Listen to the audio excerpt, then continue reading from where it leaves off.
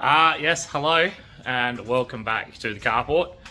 It's now Wednesday, and yeah, got myself a battery thanks to Mui and RJ at Batteries on Para, and also Signs on Para and a Paralytic and all the things they do there. So thank you to Mui for hooking me up with that one. So basically, I also have good news. I managed to get booked in for a tune. So next Wednesday, the car is going to go to Automotive Technics and just have the tune looked at, make sure everything's all hunky-dory. So for what that means for us now is I'm going to put the battery in, start it up, make sure it still runs and everything, I guess. And then I just got to button up a few things. So I need to put the breather back on and run the breather lines back because we pinched those to fill up Jack's trans on the way back from Victoria to make a makeshift like really long funnel. A couple other things. I still need to wire in the thermofans properly. I also need to go buy a pod filter and whack a filter on there because I donated mine to someone to keep it right. So yeah, just a couple of things to button up, then I'll jack it up. I'll put a set of wheels with decent tyres on, and just do all the fluids, make sure everything's all good. So it's ready for a tune on Wednesday, and then of course we're driving on the Saturday after that. So it also means I need to go see Nick and grab myself some tyres for the weekend as well. So yeah, let's whack this battery in and start it up. It's been sitting for a while, so ooh. There we are. So battery's installed, and we've got a handy dandy little isolator here, so we'll flick that on and then come around here. We've got gauges and stuff, so that's always good. We'll open him up, make sure it's out of gear. That's one thing I really don't like with this. That's in neutral, and how far forwards it sits. Really need to like kink it back a little bit, because in neutral it feels like the position where it should be like in like first or third when it's in neutral, and then like second and fourth feels like where neutral should be. So definitely want to like kink that shifter back. But here we go, moment of truth.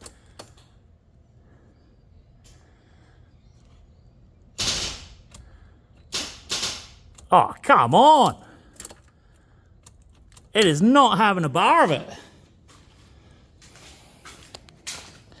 So that is a brand new, fresh battery. It's all fucking hooked up properly. But, fuck me. I need to see maybe if there's a bit of loose wiring or something, because it's just not enjoying it. We'll try it again. Nah, something's fucky. Something's arcing out somewhere, so, or something. I don't know. Alright. I wanted this just to be a nice, quick, put a battery in, let's start the car and get going, because I am fucking too sweaty for this. It was like 43 degrees yesterday. Today's not as hot, but it's been raining, so it's gross. It's like the moment you start looking at doing work, you start sweating profusely, especially if you're a big boy like me. So, alright, let's see if we can find out why the fuck this thing won't start. Everything seems fine, so I've whacked a jumper pack on. Maybe it just needs a little bit more herbs, but that's a 750 cold cranking amp battery, so nah, it's definitely arcing out somewhere, but everything seems tight. It's super fucking annoying. I didn't want to have to jack it up. Here we go. I have to jack it up, and it seems to be clicking over on the passenger side there, which is where the alternator and the starter motor is. So I'm gonna say it's probably got a bad earth or a bad lead somewhere. Thankfully it's not on the side I crashed, so we can't blame that. I checked the cable that ran through where like, so the main cable that runs through to the front of the car does run along the passenger side and like right up through the floor where obviously they all got crushed in, but all that seems fine, and it's clicking over in that corner there. So I guess isolator off so I don't zap myself. I'll jack it up and I'll just check the wires and have a look. Which means I'm going to put a work shirt on and not get my work shirt dirty. Alright, I got it under there. Everything seems good and tight. So I've done the old give the solenoid a whack. Like the solenoid on the starter motor. Gave him a tap. So let's see if we have any more. Oh, now I've got nothing at all.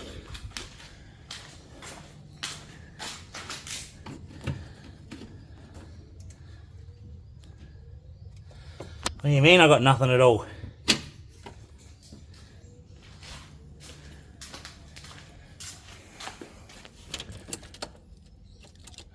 Fuck. Ah, what the fuck have I done now? Let's have a look. In here.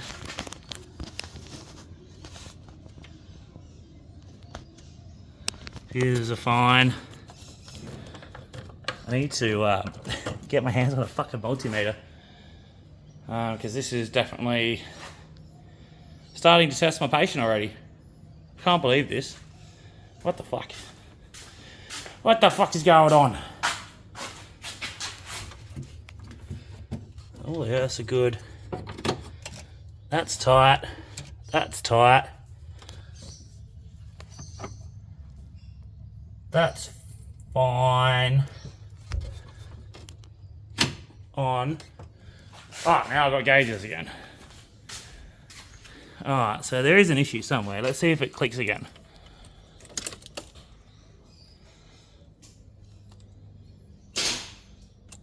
Yeah, and then as soon as it clicks, like nothing.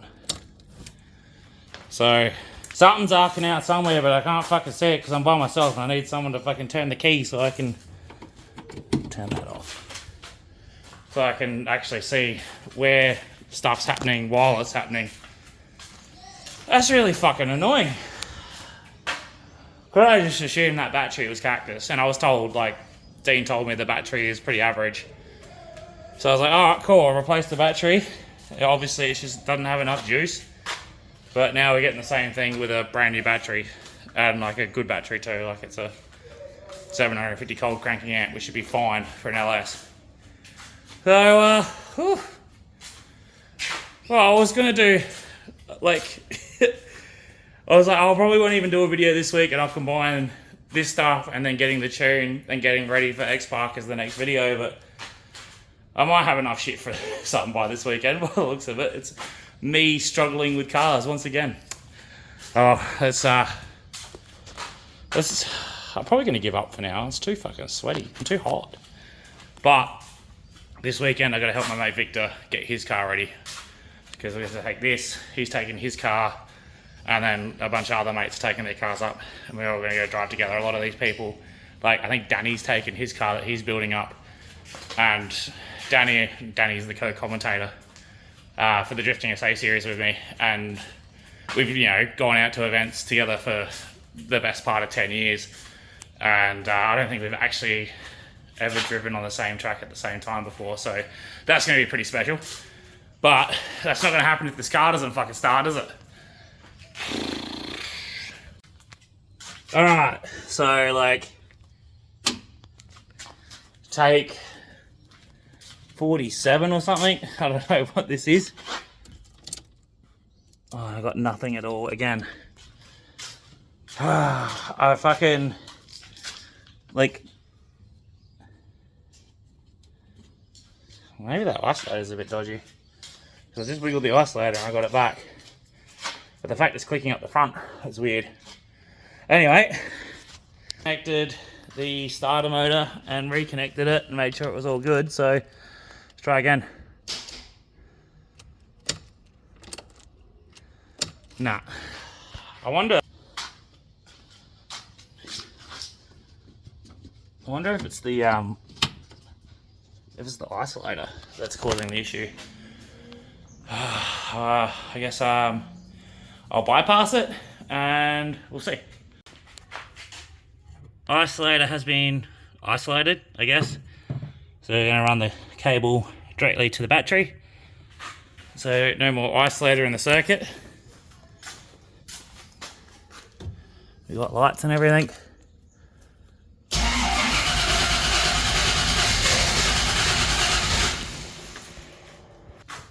I don't know how I figured that one out, but I'll fucking take it.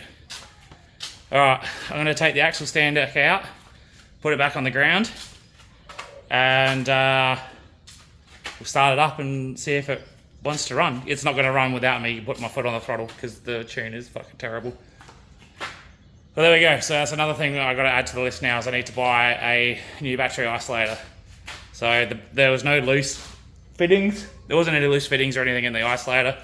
So I'm going to say it's probably the actual, like the switch itself maybe isn't making full contact where you turn it on and off. That was just super lucky that when I banged it, it turned the gauges back on. And I went, oh, hang on a minute, that's a bit weird. Another thing too, so just be running these BMW wheels for now.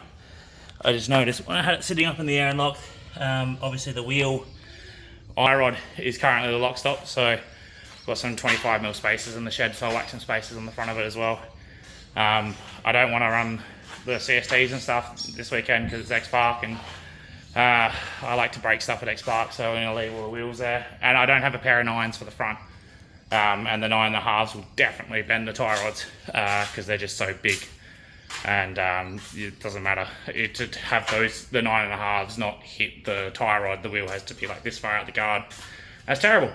So back on the ground, and we'll start it up. All right, moment of truth time.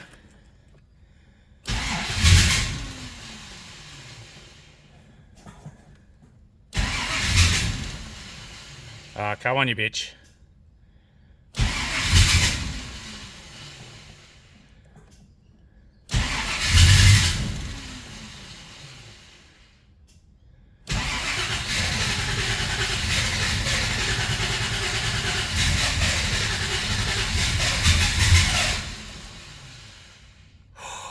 It really does not like to start, as you can see.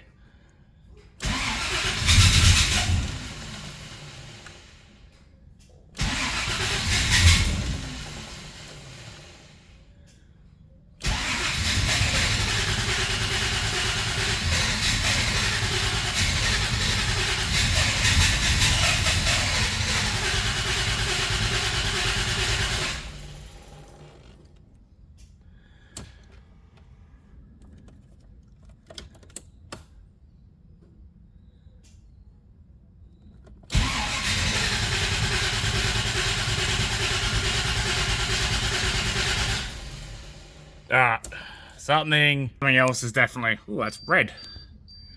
Something else definitely isn't working. I know the fuel pump wiring was dodgy at Quarter Park. We had to play with it. So I'm gonna assume that's now the issue. So I'm too sweaty for this, it's too fucking hot. Hello, I'm currently under the car. Well, I haven't seen the wiring like this before. I don't know if this is a VN thing or if this is something that the guys that put this pump in have done. But if you look at that top pin there, if I can get it to focus. Focus. Focus. Focus. Anyway, that top pin there was pushed back in the plug, so I have a feeling maybe that has rattled off and is giving me no fuel pump. I know Matty said at Keeper Reet he had to mess around with the pump wiring, and there was a whole bunch of tape around these because they were kind of loose. So I'm just going to see if I can fit that in so it fits in properly, and then before it goes to the tune I will like remove this plug and like remake another plug that is not so old and fucked out. So let's see if I can get this plug to work in and then see if we get a fuel pump.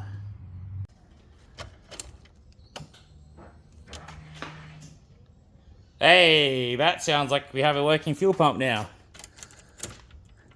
Also sounds like there was a lot of air, because obviously I must have pushed whatever was in the lines into the motor. That sounds a little bit more good. Alright, let's see if we can get it to start. Make sure she's out of gear.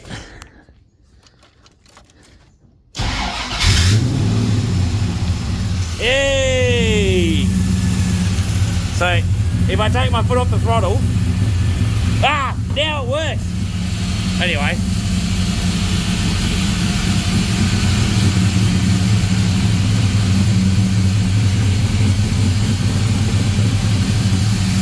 One time I'm like, it's got no cold start, it's got no cold start.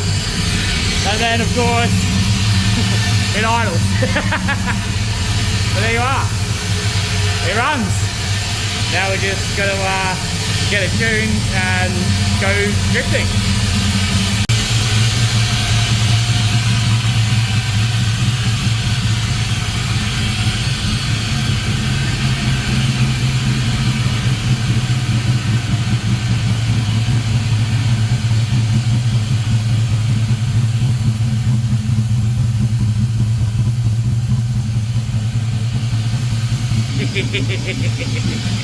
Hell yeah, boy! Alright, I'm back. We've gone to Autobahn. So, went and got a new pod filter and connected the whatever sensor is supposed to be going in there. That's now in there. Put the breather lines back on. I also went and got a new isolator. So, brand new isolator, and obviously hooked it back up. It's not fully connected right now, but you know, bang bang. So brand new spanker out of the box, and look, same issue as the other day. So I guess I'm just gonna run it directly to the battery and not have an isolator. Alright, so I thought maybe it's the cable is the issue, because two isolators doing the same thing. That seems like it shouldn't be a thing. But I've just run, so this is the cable that was running to the isolators. I've just put them on a single post rather than having them run through the isolator. And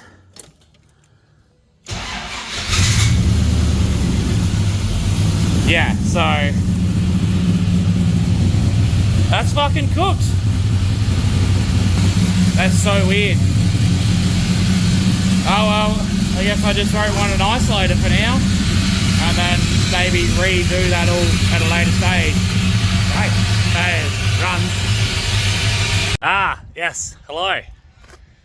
I can't remember the last thing I filmed, but I know it was definitely before this went and got tuned. So, good news. Car's ready to drive. I'm going to drive it tomorrow out at my mate's Bucks party out at X Park. So, fantastic. Great news. Not so great news now. That's probably going to be the only event I drive in this car.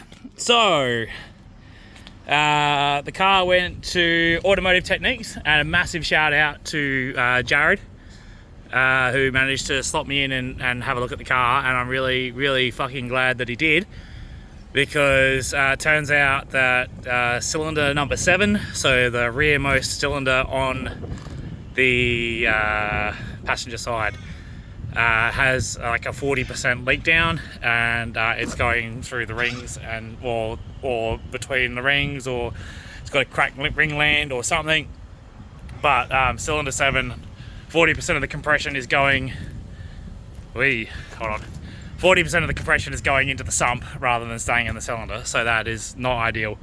So he of course has advised me probably wouldn't want to drive it if you want to keep all the rods in the block tomorrow, but I'm me and I haven't driven in a bit and I'm doing this, so this car is only going to get driven tomorrow, and whether it breaks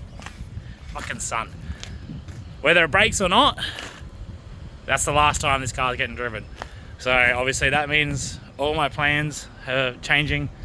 The whole idea for this year was I was going to drive this, do pro rides, maybe do an interstate event or two, and at the same time build the RB car and make that like the ultimate like version of Commodore. I was planning on doing like a Nissan IRS conversion, yada yada yada.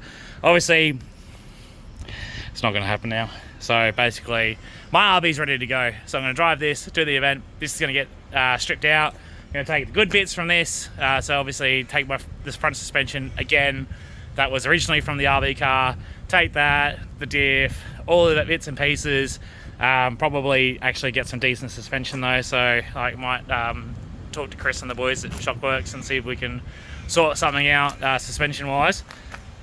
But I do want to use the T56, so I want to use the T56 from this behind the RB because my RB box is junk. So if anybody knows where those conversions are, or if there is a spacer or a bell housing conversion or something to run a T56 behind an RB, let me know, because that would be fantastic, because obviously this already has the tail shaft and everything to suit a T56 in a second gen. So that means, yeah, it's just going to be a live axle. It's going to be the same as the old RB car, just I want to obviously still make it nicer and do things a little bit neater. But yeah, good news, bad news. News is news. So I don't know when I'm going to put this out, but today's Friday, the 2nd of February. Driving tomorrow. It might be in this video, might not, I don't know, we'll see what happens, because it's not an event, it's a bucks party, so I might film a little bit, but it's not going to be about content. It's going to be about getting lit with the boys and doing some drifties. So anyway, that's the update. It's not great, but it's not terrible. Actually kind of fortunate that I crashed it to keep it right, because he goes, if you kept driving it in the state that it was in, it probably would have thrown a leg out of bed by the end of the day. So blessing in disguise, crashing the car, I guess. But yeah, anyway, if this is the end of this video and driving comes in the next video, thanks for watching, and like and subscribe and all that fun stuff, and I will see you guys, well, when I drive in the next video, which will be soon. So see ya. Hooroo.